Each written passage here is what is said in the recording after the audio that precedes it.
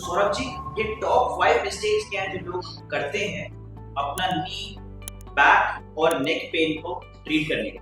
जो top 5 mistakes लोग करते हैं उनका नी, नेक या बैक पेन ठीक करने के लिए, सबसे पहले तो मैंने देखा हुआ है कि मेजॉरिटी लोग जो है वो पेन रिलीफ स्प्रे या ऑइंटमेंट ये चीजें लगाते हैं।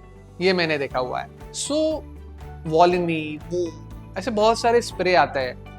ये जो है ये हीट जनरेट करते हैं, और अभी कुछ नए जो है वो कोल्ड भी पैक जो है वो भी जनरेट करते हैं। बट ज्यादातर लोग जो है हीटिंग इफेक्ट देने वाले जो स्प्रे है वही यूज करते हैं। हीटिंग इफेक्ट से क्या होता है, जहां पे हमें पेन हुआ रहता है तो वहां की जो पोर्शन है आजू बाजू का, जहां पे हम स्प्रे करते हैं वहां पे हीट बढ़ती है, ब्लड सर्कुलेशन बढ़ता है, और जब तक उसका असर रहता है, बॉडी वार्म रहती है, तब तक आपको वो पेन जो है वो महसूस नहीं होता है।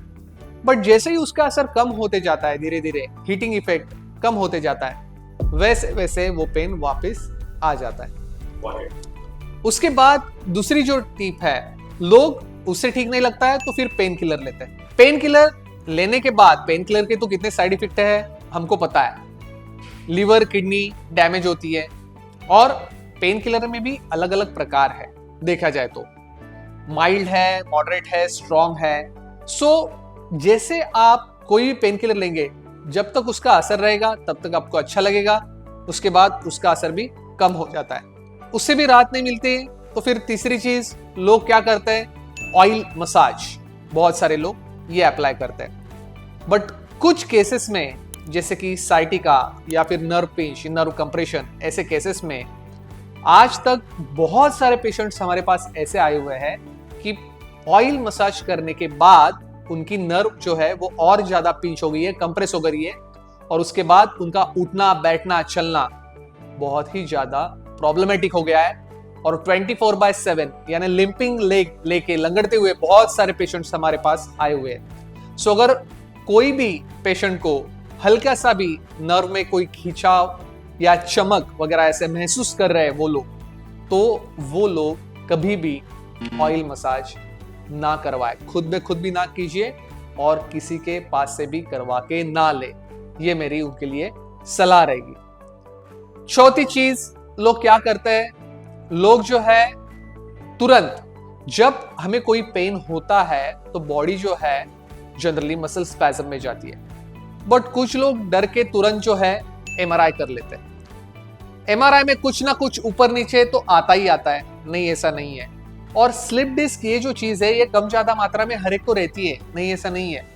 बट वो बॉडी को एडजस्ट होने को टाइम लेती है। कुछ महीने लगते हैं। नहीं, ऐसा नहीं है।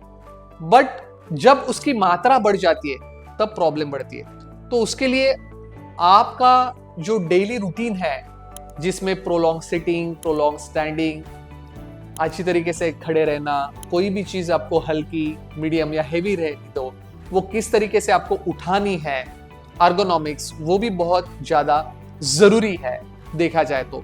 और फिफ्थ जो पॉइंट है, that is vitamin mineral deficiency.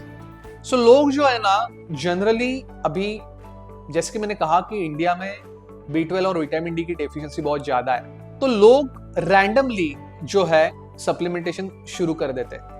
तो ऐसे भी कोई सप्लीमेंटेशन जो है वो रैंडमली नहीं लेने चाहिए। वो जो सप्लीमेंट्स है वो लेने से पहले उसकी आपकी बॉडी में जो मात्रा है वो कितनी कम हुई है, वो एक सिंपल आप ब्लड टेस्ट करके पहले वो आप जान लो, और उसके बाद फिजिशियन या डॉक्टर के पास से ही सप्लीमेंट्स लेना अनिवार्य है, जरूरी है। और गलत सप्लीमेंटेशन लेने से क्या होगा? गलत सप्लीमेंट से क्या होता है, बहुत सारे लोग जो है, अभी मैं देखता हूँ बहुत सारे पेशेंट हमारे यहाँ पे आते हैं, तो अमेरिका के या फिर लंदन के जो सप्लीमेंट्स रहते हैं, बहुत सारे उनके बेटे वगैरह जो है वो अब्रॉड रहते हैं, तो वो भेज देते हैं लेने के लिए, और वो हाई पोटेंसी रहते हैं। देखा जाए तो उसका डोसेज जो है 5x 10x रहता है।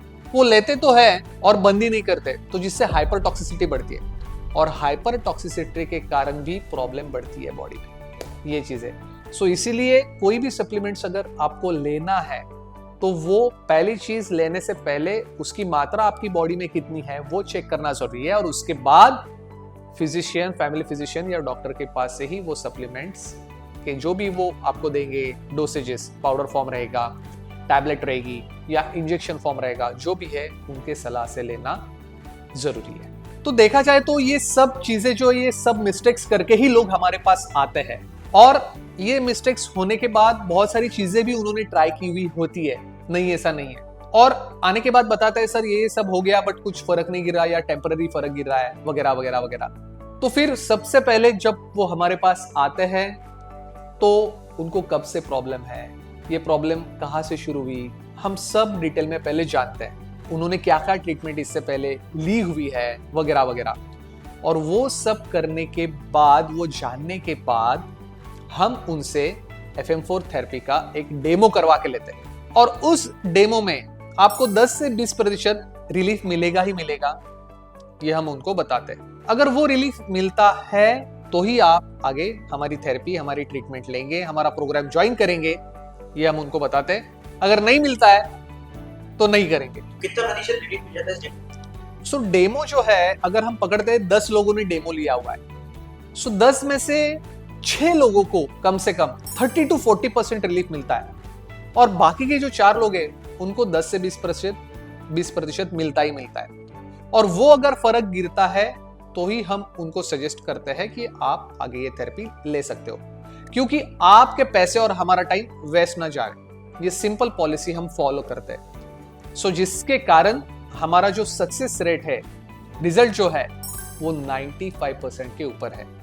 और मेन चीज ये है, हमारे FM4 थेरेपी में हम कोई भी ऑइंटमेंट, कोई भी ऑयल मसाज, कोई भी पेन किलर, ये कुछ नहीं हम देते हैं, ये सब चीजें रहती है। सो ये हमारी स्पेशलिटी है। सो अगर आप भी knee pain, neck pain, back pain, heel pain, shoulder pain, किसी भी प्रॉब्लम से जूझ रहे हैं, तो आप भी हमारे FM4 थेरेपी के वर्कशॉप को ज्वाइन कर सकते हो। आपको लिंक जो है वो यहाँ पे ऊपर नीचे आजू बाजू कहीं भी मिल जाएगी। सो जरूर ज्वाइन कीजिए।